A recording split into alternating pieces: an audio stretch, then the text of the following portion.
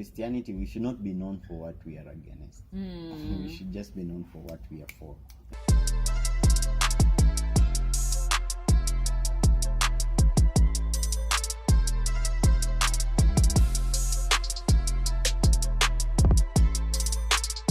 Okay, so welcome back to the second part of this video, and in the first part we've heard some stories. Here's a recap of what Benjamin has been speaking about. Actually, I was going to sell a dead dog to be put in samosas. Samosas, let's not even go there. LD people.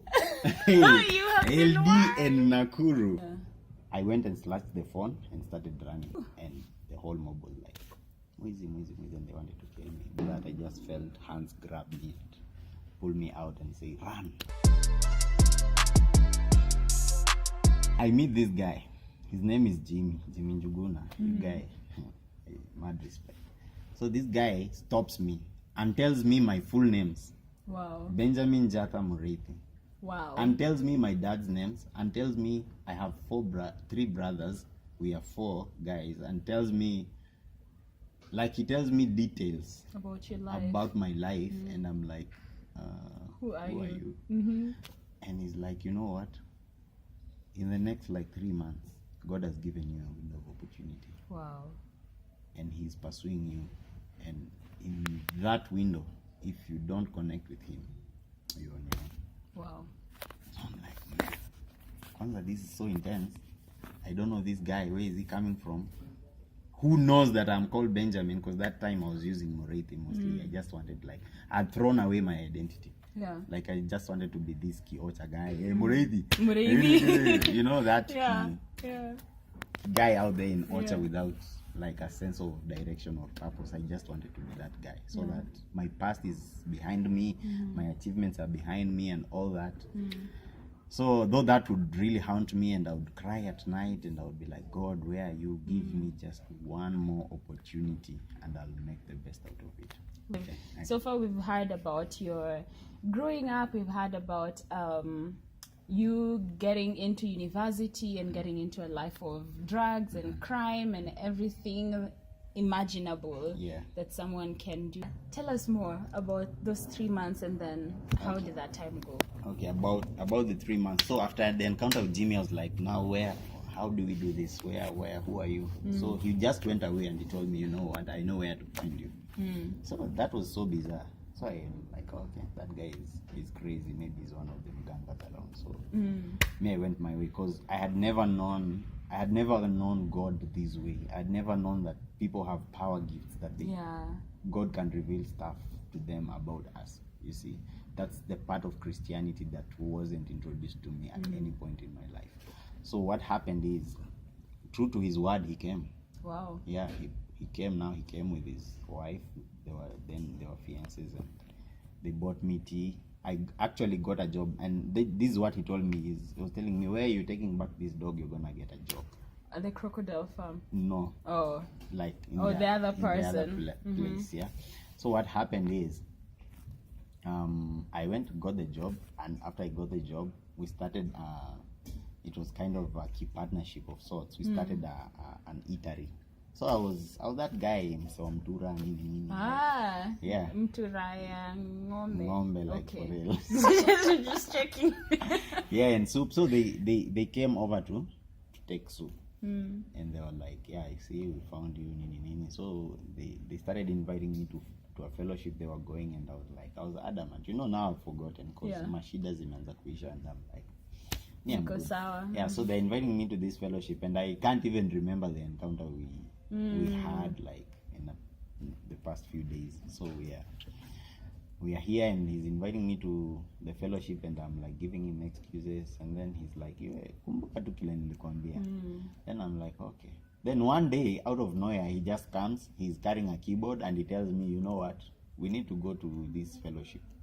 And I just found myself following him. Oh wow. I didn't know what was happening. Yeah. So we started going, and then he's like, God has so much in store for you.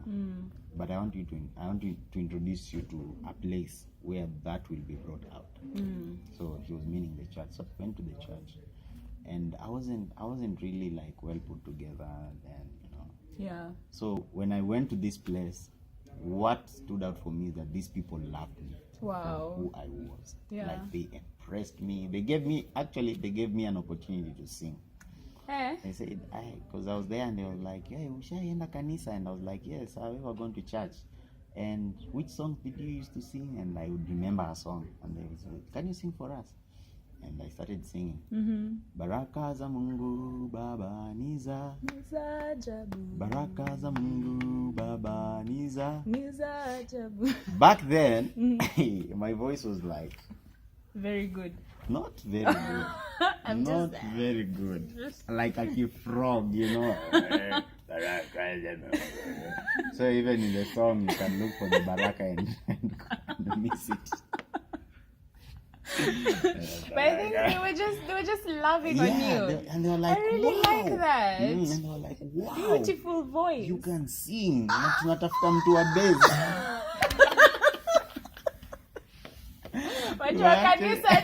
You guys, you have the best kind of love. We are looking for a bass guy. Good. You can join us. You just need a little work on your voice and you'll be well. And I'm like, yeah, you know, I really can actually join you guys. Yeah. And they were loving on me. And one woman went and brought tea and bread. And another woman went and brought her husband's jacket. I don't know what transpired after that, but I thank her so much because I didn't have a jacket. And they gave me food and they told me, you know what, come on Sunday, like there is so much more for you. That's a real church, you know.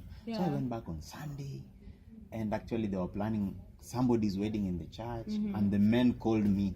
They were like, you know what, there's a men's committee here, we need you to join the men's committee. And I'm like, what? These guys can actually join me to be part of their committee. And in the committee, I was not like just passive. They were actually asking, so what do you think we should do? And I was like, what? These guys, they care about they value my opinion. Wow. And I'm like, this place is so nice. I really like that because it was really a lot of times people church, because I believe church is supposed to be a place where you come as you are. Yes. But a lot of times you find that we become even standoffish as Christians. Like someone comes like they're tipsy or drunk and they've come to church and you're like, hey, wait, please go sober up, and then you come back. But like, that's not how it's supposed to be. Naps, smoke cigarettes and weed. So it's not like they didn't know what I'm about. They knew it clearly.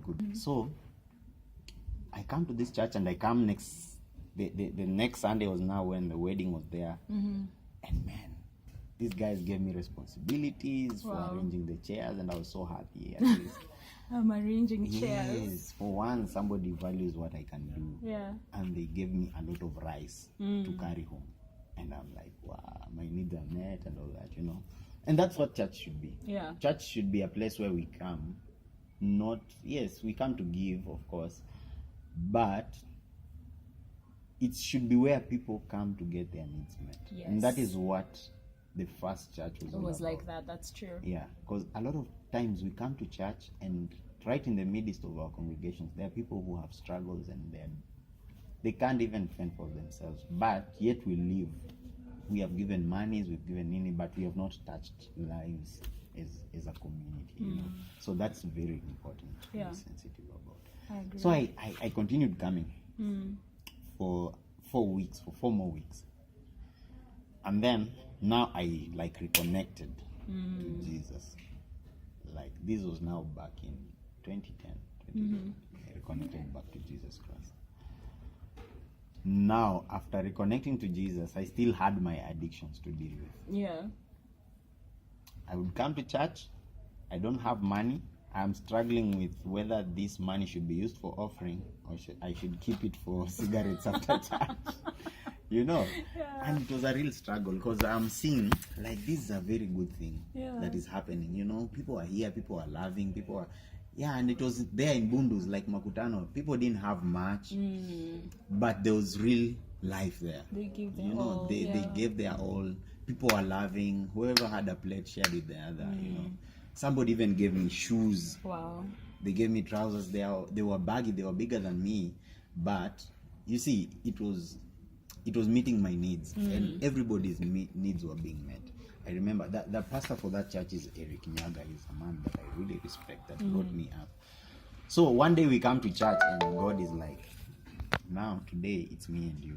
So I come to church and there's a guy leading prayer, like, you know, that moment for intercession before church starts, and he's praying, and he's like saying, there are people here that really want to live for God, but there's something keeping you from that, you know, and I need now, this is me, and these are my addictions.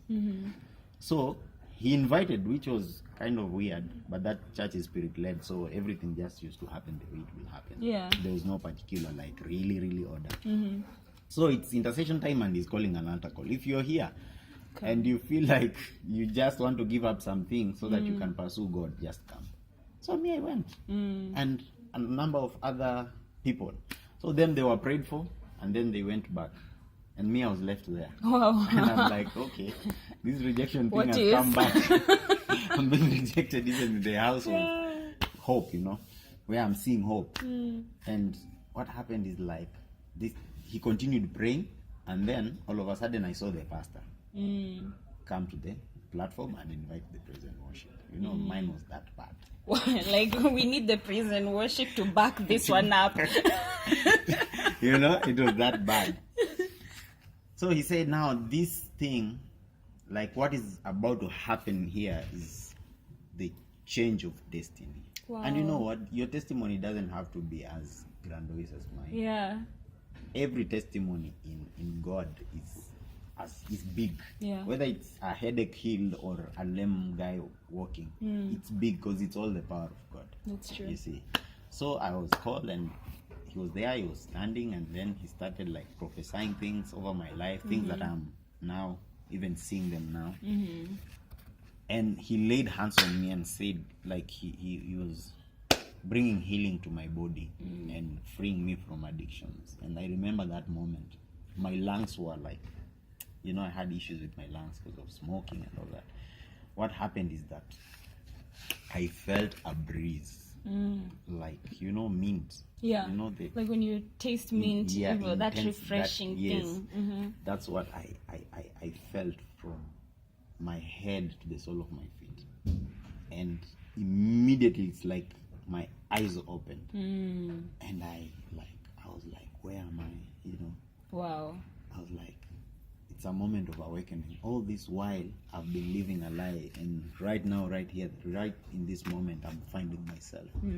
So he continued prophesying over my life, and I knew my life had changed. And then they gave me a Bible. From then on, it's never been the same. Wow. Like, I pursued God so fervently, and I'm finding him, and I'm still pursuing him.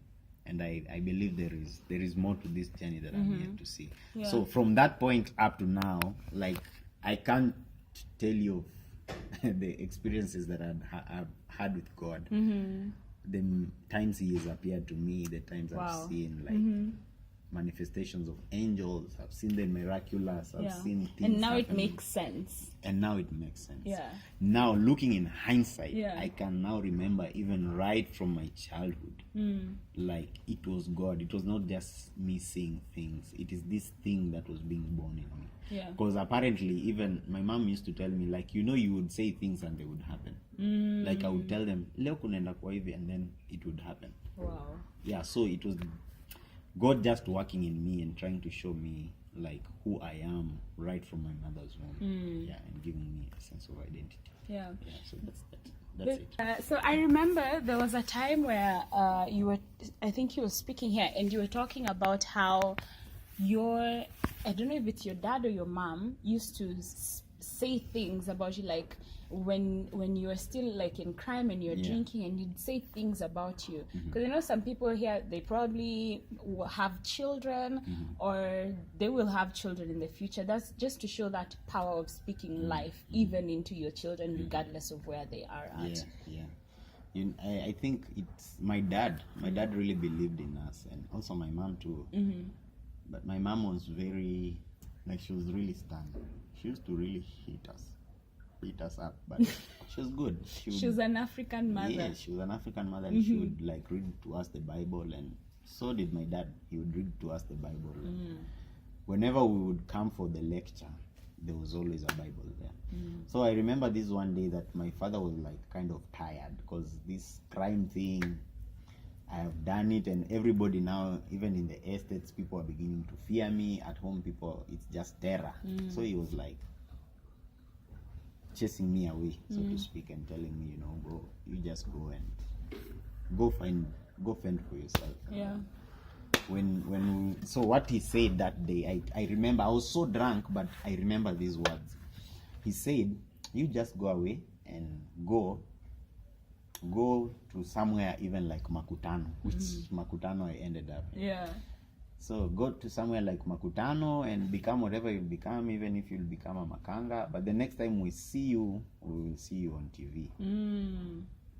Like preaching the word of God. And I'm like, this guy is always hallucinating, and he's saying that I'm the drunk one.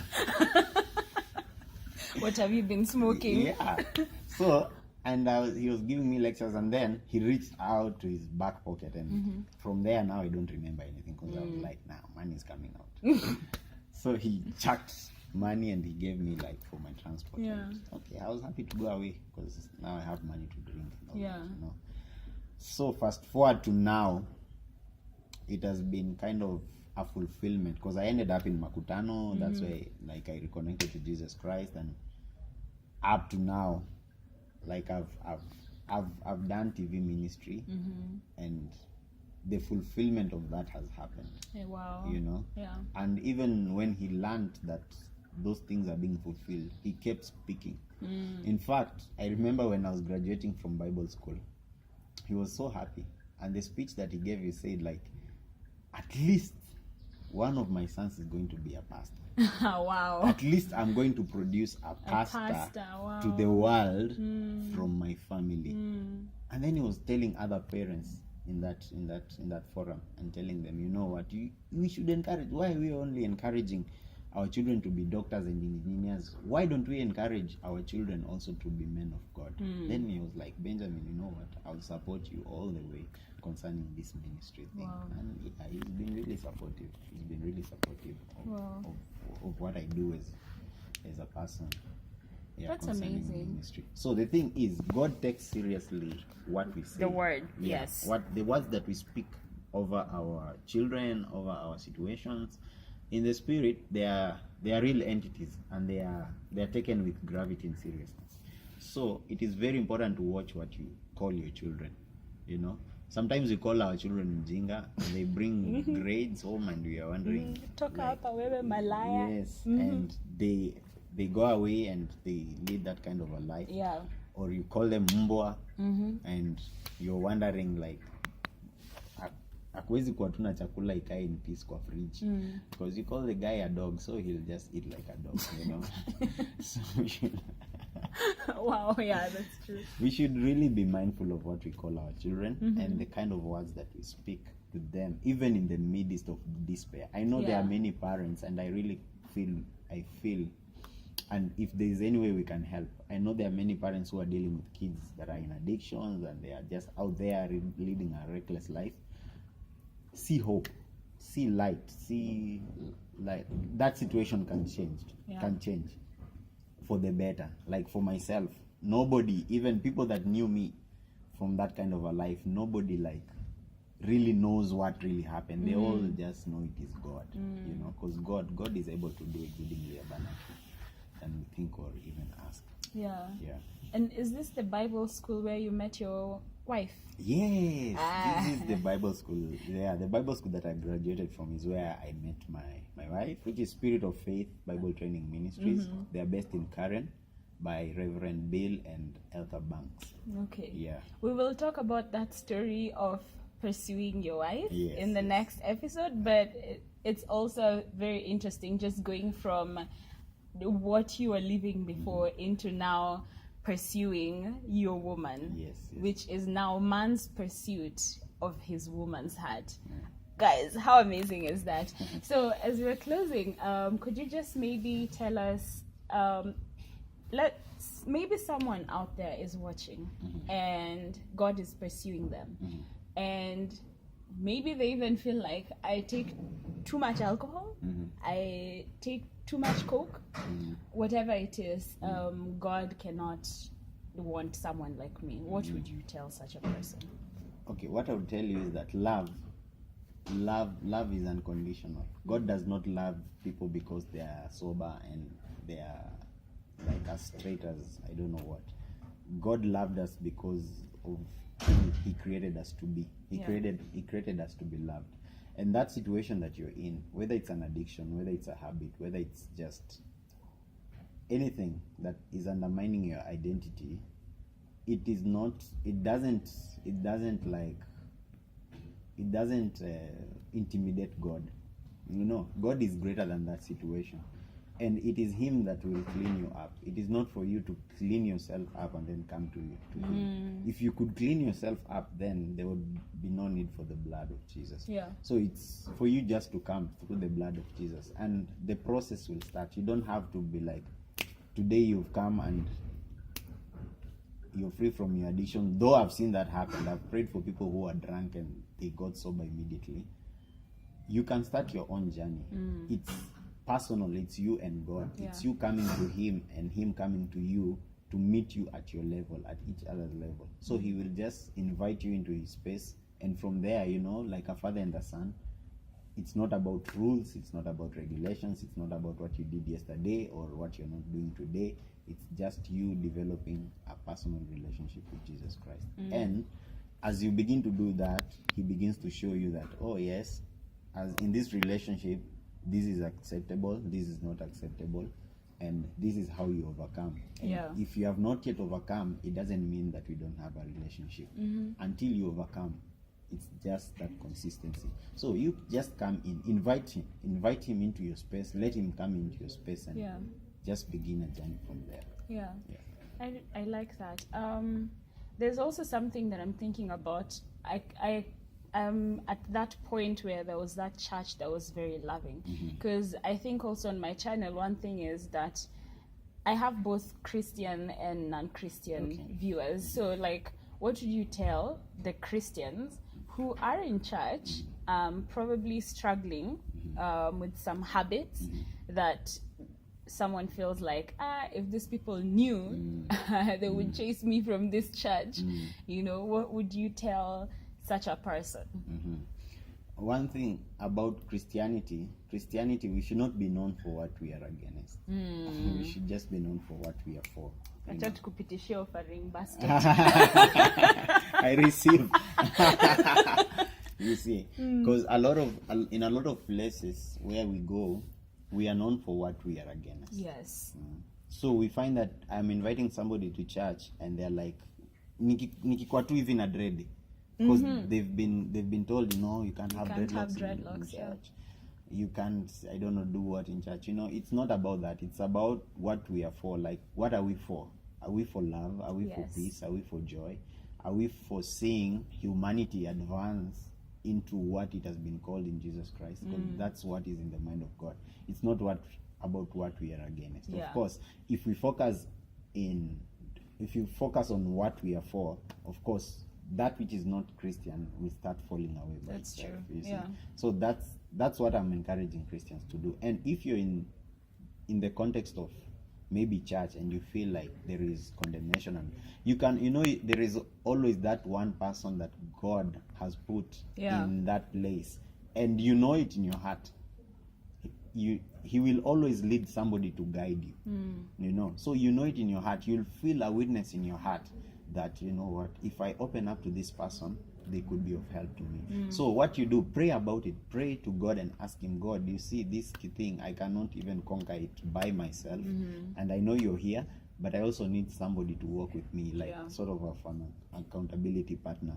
And the person that God will start to lay in your heart, start even to pray for them. Like, just tell God, like, God, I'm putting confidence in you that when I open up to this person, they will deal with me the way you would deal with me. That is with love, with care, with mercy, and they won't judge me. They won't like rebuke me. They won't put me away, because that's not what God does.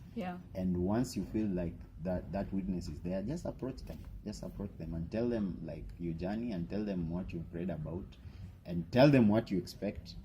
Tell them that you don't expect them to like broadcast the story out there. Tell them that you're expecting mercy, you're expecting grace, you're expecting forgiveness, you're expecting embrace, and start that journey with them. Wow. Yeah, and I'm sure you'll get to the point of your victory. I really like that.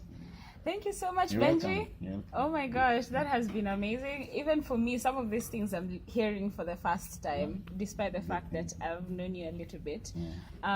So thank you so much for making time. Always I know there's a lot. I still will bring you back to talk about some things on my channel. But I really appreciate you for opening up, sharing about your testimony. I'm one person who believes in sharing that testimony, because you never know who's watching and you never know who's going to be touched by it. God bless you so much. Thank you for having me. I'm looking forward for more.